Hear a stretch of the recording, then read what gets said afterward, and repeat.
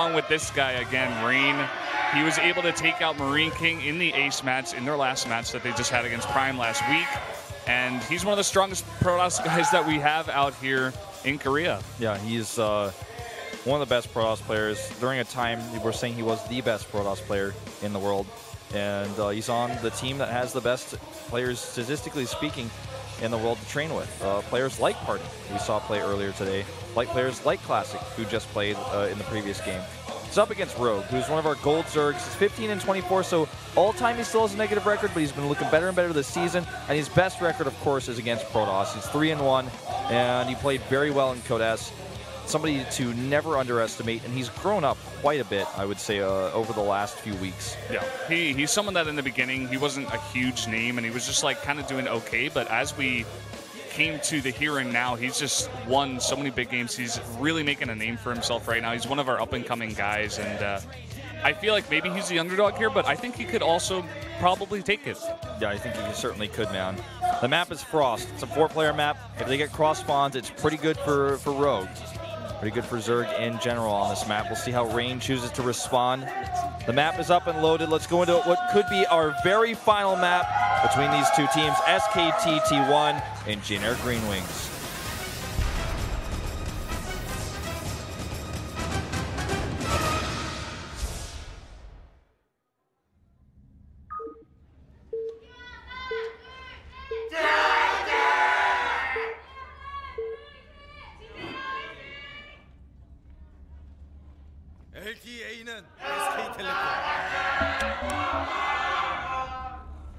Down here in the bottom right is the yellow Protoss player for SK Telecom. It is Rain. There's so many enthusiastic Rain fans. I actually think we have the loudest cheer that I've heard in several weeks for when Rain came out in the booth. Like, there are a lot of Rain fans cheering him on. Well, this is cross spawns. Very good for Rogue. And, you know, both of these players picked this map for a reason, or rather their team picked them for this map for a reason, right? So they're probably doing pretty good with those. Clan OD, oh my god, that clan is so old. SPC and OD fighting over here, and get wrecked. But, oh, Clan OD, man, that's old school, and I hung out on that channel sometimes. That's like super old school, whoa. It's crazy that it's actually like still around here. Yeah. In the 2014 in the now. That's like when I used to use Stealth Bot in StarCraft 1 and like hang out in the channel and just chat with people because I didn't want to load up StarCraft 1 client. That's like, whoa, that's I'm like I said Stealth Bot, and like everyone in Twitch chat right now was like, whoa, Stealth Bot. Like I remember that was a thing. Wow. That's pretty crazy, man. That's a blast in the past. Like I know OD played like a little bit in StarCraft 2, some people told me, but it was like before clan support, really, and I don't know. I didn't really follow that much of StarCraft 2, but it's good to see they're still around. It's one of the oldest communities I can think of in you know, foreign StarCraft. Yeah. So. And we're gonna have both these guys. Rain is actually gonna go for a Nexus first, and of course, Rogue is gonna go for Hats first on this map. Yeah, this is very, very quick expands here. Typical for the map, and even goes with the greedy gateway follow-up. He's not planning on going for a cannon rush. I mean, let's be honest, when was the last time we saw Rain cannon rush a Zerg anyways, but on a 4-player map, don't think so. Yeah, we've said this before. Well, you said it right before about how these guys were definitely picked for this map. Here's another shot of Kanata back when he was a pro gamer. But Rain definitely one of the more safe Protosses we have. Not the most aggressive guy we have here at Pro League, so I like putting him here on this map. Yeah, I do as well. So, I mean, in some ways, Rain is pretty predictable because he's almost in every single game going to go for a fast Nexus, depending on the map, be greedy. He will, as soon as his Cybernetics core is done, start a Stargate and go Phoenixes. You can, like, predict that in your sleep. You can actually bet your life savings on that. You could bet, like, your firstborn child's life that this is what we are going to see.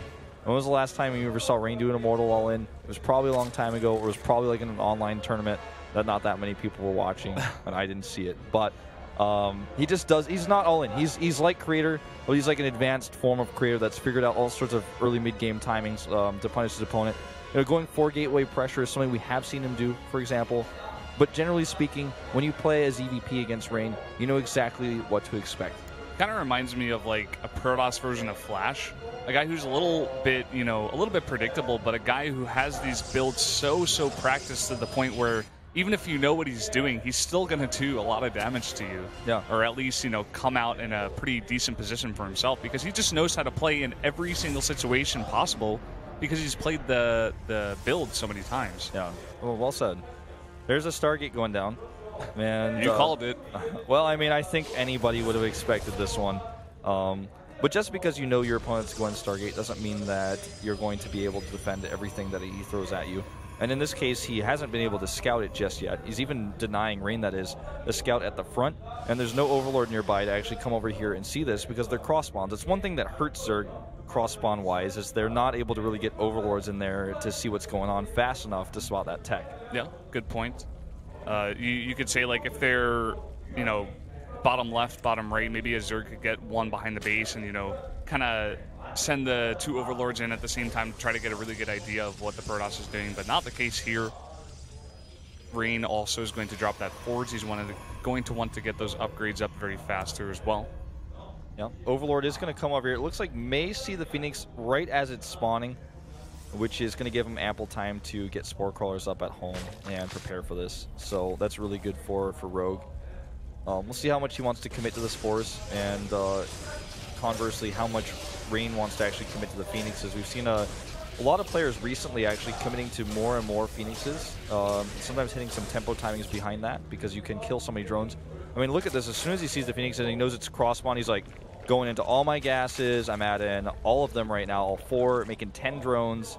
I have extra queens already. And he's like, okay, I'm not dealing with an immortal push. I'm not dealing with any gateway timing. I know this. And so I can just spend a ton on droning and just getting my economy up. Yeah. Rain is going to send his first Phoenix in here. He wants to get a better idea of what exactly Rogue is going to do here. He doesn't want to lose it, doesn't want to take too much damage. Oh my god. And not paying too much attention to your Phoenix can help you lose a bit of health on that guy. He is going to come over here and check the 4th base, doesn't see anything, and he's going to come into the main. I mean, like, I don't even think that was necessarily worth it. I mean, he's going to see that there's no fast lair by flying around like this, but a hallucinated Phoenix will do the job a little bit later. And he's lost so many hit points on that Phoenix. Does get that drone there, but he needs to be very careful against this many queens, and decent Spore Crawler placement here by Rogue, who's continuing to build drones like a madman. He's up to 11 more drones right now. Yeah, Rhett would be very happy with this play. Yes, he certainly would. I hope he's watching. I think there's only like, what, 4? I'd love to see the army of Rogue right now, but I think he's only made, what, like 8 Zerglings here. Something very small. I mean, the most of the army supply you see at the top right is in queens. Yep. So I think your assessment is pretty correct there. And he's committing to, it looks like 5 Phoenixes in total. And no, actually starts another one. So double Stargate here too. This is a cool way to kind of eliminate Mutalisk as a problem for your opponent. You know, if you make this many Phoenixes, he has to kind of consider making Corruptors even to start dealing with your Phoenixes, which means Mutalisks aren't a problem. And if you can keep the Zerg player on the defensive and keep killing drones throughout the game, then you get into a good position with your own 3rd base. But with how many drones he's gotten so early with this 4th base that he has up right now, I really like Rogue's position quite a lot. Yeah, I like his position as well. One thing you said about the kind of shying the Zerg away from the Mutalisk, you know, on a map this big where your cross spawns, you can really use those Mutalisks to hold the map control. But if you get ahead of the Zerg in that point, you can, you know, kind of take away that one advantage that the Zerg could possibly go for. And I also like that build as well in that facet. Yeah. I'm just looking at this. I mean, he's getting the Infestation Pit as well as the Spire. I think we're just going to see, you know, Corruptors coming out of that Spire. I don't know about Swarmos. I don't think that's the plan here. I think he's just going to go into a faster Hive, and he's probably going to get some Infestors out to help isolate these Phoenixes because, I mean, quite frankly, they're starting to get out of control. He's made so many Spore Crawlers, but still, even since an Overseer over here, he's like, wow, you are really just still making Phoenixes. So a choice to add an Infestor or 2 in would not be a bad one. He's going to catch these Queens here as well. And with this many Phoenixes, good luck getting away. There's no transfuses. They're all in the air. Yep, all 3 of them in the air, and he's going to have to pick that one guy up a little bit. Yep, does get all 3, and he sees the entire Zergling army of the Zerg as well. And he's going to start picking off these Overlords really quickly. He has just so many Phoenixes that can tank a lot of this damage. He just doesn't care. Yeah. I mean, 5 more Spore Crawlers are being made right now. Huge amount of Zerlings can come up for the counterattack, but there's a Zealot heavy armor over here. I don't know if that's enough Zealots on the other hand. They're about to have +1 armor, and the Zerlings do get deflected away. I don't think they're going to break through this one on the other hand. Well, actually, that's not a tight wall because the Probe must have messed with that Zealot a little bit. That was a lot of Zerlings in the main base, and they're killing so many Harvesters at the natural as well. And he could go for a counterattack at the third base. I see a huge group of Lings coming that way. Oh my god, Rogue, with this one move, he's going to start doing so much damage to the economy of Rain here. Unpowering we see those Zerglings well. now coming into the third. They're going to go for these cannons. Yeah, if he gets this cannon, you know, he could actually kill quite a few of the probes. The probes are even fighting here. The Nexus cannon to support is losing so many Harvesters, and Void Ray switch is ongoing right now. Finally, after it looks like I think he's repowered those gates and those Stargates in the main base. But again, just more and more Zerg units coming down across the map. But this could be a big problem. I really want to know if there are any Infestors out right now. I didn't catch any being made. I know Pathogen Glance finished. I don't know if he made any Infestors on the other hand because we keep switching between tabs here. Okay, he's got 2 Infestors out. Trying to break through here. It looks like that wall is going to complete on the other, or maybe not. And he does get into the main base here yet again, just keeping this pressure on the Protoss, keeping him on 3 bases while he's getting further tech up at home. He's got an Ultralisk Cavern on the way. And those Infestors. He gets in again! Oh my god, this is just starting to get pretty sloppy by Rain here, and now he's going to lose the cannon. Is he going to start lifting up Zerlings with Phoenixes? I guess so. That's what he's going to have to go for here. He's desperately trying to warp in Zealots at the same time. Look at all those Zealots that just are not here in the main base, but rather at the third. Rogue is just out harassing him here. I mean, this should never happen when you have 17 Zealots on the map. Now 19. Charges on the way. It's going to make this a little bit easier. It looks like he's considering doing a warp in here. I think he just used his cooldown, so he's got to wait a little bit longer. Yeah. One awkward warp in there, warp prism rather. Just waiting to be used, but this is like, no. Yeah, I mean, he's like, not even gonna, he's like, I won't even use my fungal energy on you. It's not worth it. Rain was like trying to put on the counter harass, but like you said, Rogue is just being the aggressor here, and he just continues to do it. Is he going to slip through again? Yes, he is. Rain, this is unacceptable, man. This is so much damage being done. He's lost so many Harvesters here, and I mean, it's not like he's dying from this. What, just the time cost here. I mean, saying his Phoenix is home now means they're not harassing anymore. There are 7 Ultralisks. That's right, 7 Ultralisks about to pop out with +3 Carapace, mind you. And I mean, this Zealot harassment needs to do something, or Rain is out of luck here. Let's see how much damage he gets done. Zealot's charging in. He's going to start targeting down these Queens. Is there a transfuse? It doesn't look like that Queen is going to go down, and Zealot's coming in here at the third as well. Once you start focusing on those Investors, got to be careful with those. The transfuse goes on to one of those guys. There are 9 Ultralisks on the map, or 9 Queens, excuse me, to help transfuse Ultralisks. So he could actually start marching across the map here pretty soon. Zealot harassment in the main base will eventually be deflected here. Not the most cost-efficient trade with those Zerglings. He's actually making 1 Mutalisk right now to stop that Warp Prism harass, it looks like. Phoenix is coming again, try to do some more damage to the drones at that third base. And, you know, even though Rain has taken so much damage, he has so much tech here as well. He has the Voiders out here. He has Colossi starting to build. He's trying to get Archons in the mix as well. I just don't know if he's going to be able to hold off this huge push coming across the map. I don't know either, man. I mean, I think right now Rogue's like coming here. He's like, I'll take your 4th base. Oh, you still have a 4th base. You really are screwed, man. And he's going to finally deflect that in the main. Oh, Infested Terran drop over here. Will probably be deflected by these Phoenixes, but still, it's drawing him away from where the Ultralisk attack is about to hit. He's trying to switch into Immortals right now, but oh boy, Rogue has so much DPS here with those Fungals. I don't see Rain at all. He can lock down the Phoenixes, lock down the Zealots, and that Colossus in the back is a very sad Colossus right now. Does pick up 2 Infestors here, but the Fungals are good. So are the transfuses, and it looks like he's going to break through here. There's just way too many Ultralisks here, even with the Immortals trying to micro, trying to do their best. I mean, it's only for so long here. A lot of these Immortals actually doing some decent damage, and a lot of the Queens in the back actually getting picked up. It's going to hold it back for now, but the reinforcements that are going to come across the map, it's going to be just so much here. The Queens alone are going to become a problem. This Ultralisk will finally go down. Immortals are pretty straight up a direct counter to Ultralisk, so that's why he was able to win that fight, but at what cost? You know, he lost so much. He traded very inefficiently here. He's still only on 3 bases. His harvester count is still low. This is now a 5th base being made right now for Rogue, and 8 Ultralists at a time, which I misspoke earlier when I said they're about to have +3. They're about to have Chitinous plating, which then, of course, gives them a much more additional armor than +3 ever could. But +3 is also about to finish with +3 attack as well. I mean, those Ultralists fought with only +2 melee weapons earlier. He's even got +2 for air just in case he wants to trade later into a Mutalisk switch, go into, perhaps Broodlords. Mutalisk switch would be so scary right now once he eliminates those Phoenixes. That's what I was thinking about, man. He gets his huge bank up and he just remaxes with All right, Mutas. feedbacks here are very critical. He does get 2, but I don't know if it's going to be enough. So many more Queens coming down here. But to be honest, he doesn't really seem to have much of an answer for this Zealot Archon army. Now the rest of the Ultras start to come down, and once those Queens fall to the ground, this is going to be a very big problem. He keeps lifting, and nice targeting on those Ultras. He's starting to stabilize a little bit here in this fight. I think he's actually going to push this second wave back as well. Yeah, he's going to push it back for now. Even a Colossi in the back right here is going to help out here. These Immortals do have to micro, though. Don't want to take too much damage. It's like the army of Rogue here is definitely very counter, but he still just has so much stuff that he's able to stick around for a long time. Yeah. I mean, he's trying to beat a water Pokemon with a fire Pokemon right now. I mean, that's what's happening. And the thing is, he's remaxing with more Ultras and Infestors. I would have loved to see the Mutas, actually.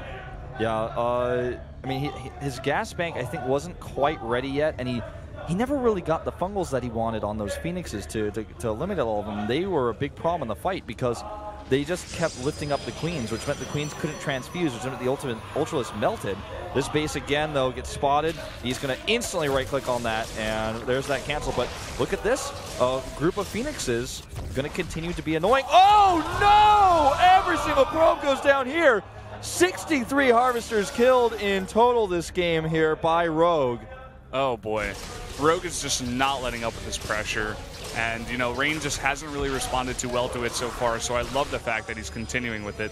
These 2 Infestors in the back here are just going to continue with the damage. I have to say, though, Rain is putting up quite the fight here.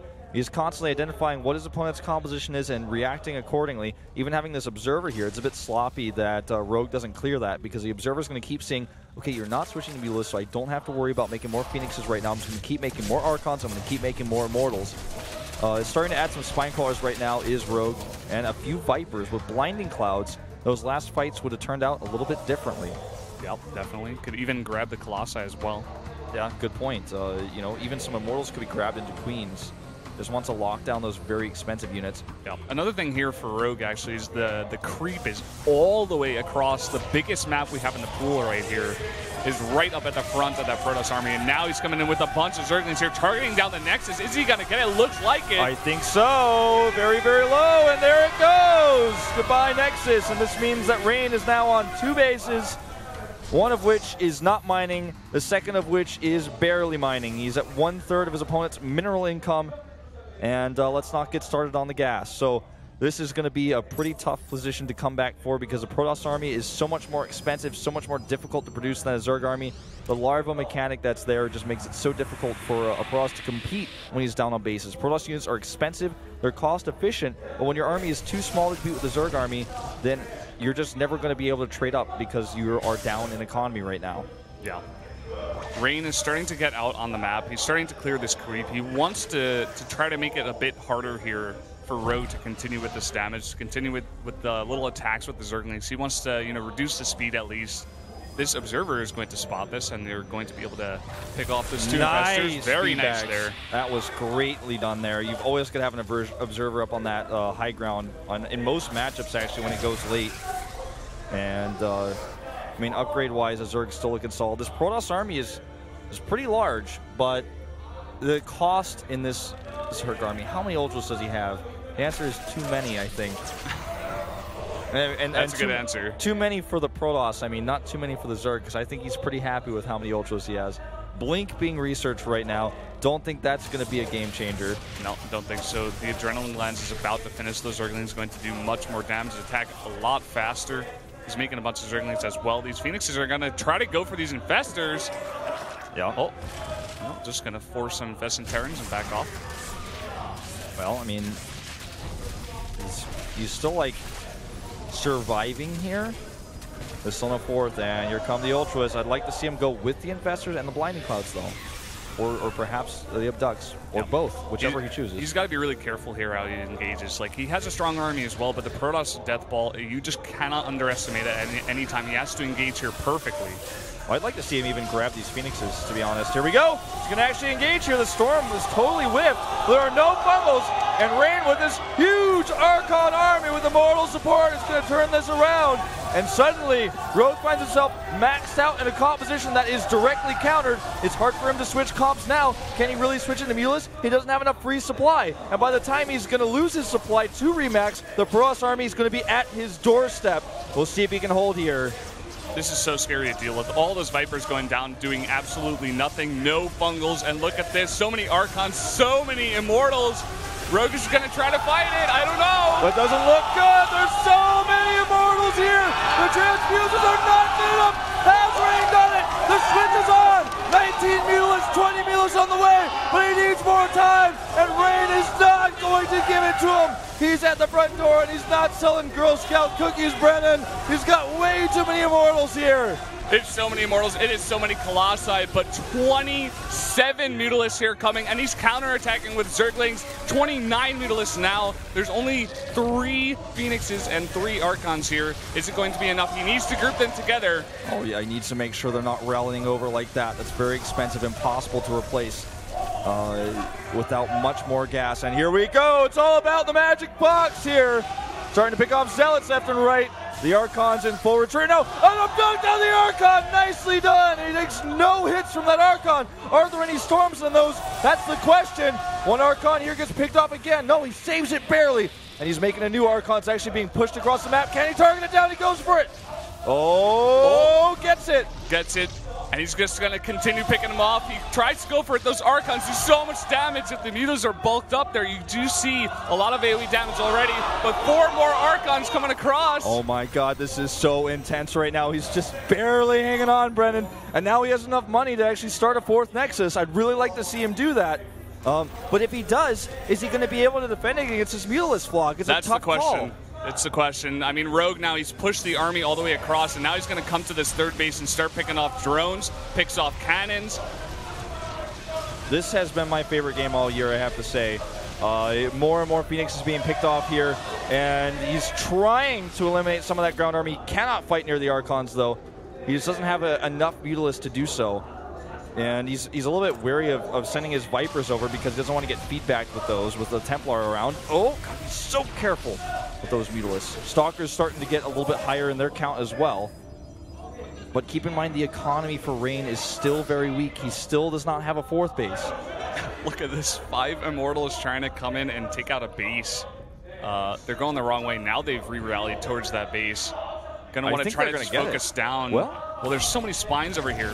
Yeah, if he has enough Zerglings on the map to come over here, I think you should save it, yeah. Well, oh, Templar Archives, that's a great pick off here. He's going to be able to get that easily. That is huge, and you know what? He may still get that hatch. He does. Where are those Zerglings? They're a bit too slow. This is a big map, man. They finally get over there. They are going to surround it, but only after he picked off that hatchery. But look at this. So many Mutas right now, and this army of Protoss is so slow. He's picked off so many tech buildings here. Got to be careful.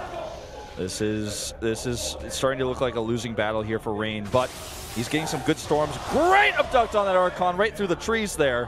That one got dragged. Like, I don't know if you guys play Dota, but like Pudge. Yeah. That little, that's what it looked like, man. That was pretty cool. That was a get over here, man. Yeah. Oh, nice pick off there on the Viper. Another Archon shot goes up, but at the cost of losing another Archon, which is too expensive for him to replace right now, he's going to grab a Colossus. Insta-kill. Insta-kill right there.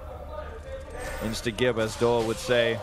And gotta be careful with those Stalkers. The Mutas, on the other hand, need to be careful as well. Picks off another Archon. He's starting to fight here. He's gotta be careful about doing this, though. I'd like to see him just avoid this Protoss army, keep denying the 4th, regenerate. He's taking more bases as well. Yeah. I mean, look at the bases he's got all over the map now. He's even got one down kind of towards the 8 o'clock position.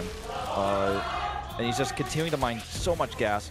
Rain has held on in this game so well, just with very little mining, but this could be the end of his mining if he loses all of his probes here. So many of them starting to fall, but he does save 17 of them. 17 probes, enough to saturate 1 mineral line, but not the gases. He's going to need to replace a few of those. Yeah, and the thing is, he just doesn't have a nexus like anywhere with any minerals right now. Rain is, you know, he has a bank of 1,200, but that's not going to be enough. And with Zerglings in the main base now, it's over. GG! JINAIR with another 3-0 here. Will defeat SK Telecom. Whoa! Wow. What a great game. Bobbing his head. He's got to be so ecstatic right now, taking out Rain. One of the best Protosses we have here. And JINAIR, oh my God, this team. Oh. You usually just do not beat Rain like that. No, you don't. But he did, and Rain's biggest weakness was that choke point where he kept allowing Zealots to go in. That really messed with the tempo of his build. He kept losing probes, having to remake those. That was a great game, though. I am definitely going to remember this one for years to come. Oh, yeah. That was just so fun to watch. That moment when the entire Protoss army was at his front door, that was amazing. That was just incredible. Just the whole part of it. I mean, the Protoss army coming all the way across, it looked like Rain almost had it, but then Rogue, you know, he was just so spread out on the map. He had so many bases, and he was able, you know, just that huge Zerg like motherland. It's kind of like Russia. You don't invade Russia. You don't invade a Zerg with like 6 bases on Frost. With 29 Mutalisks in the bank on the way.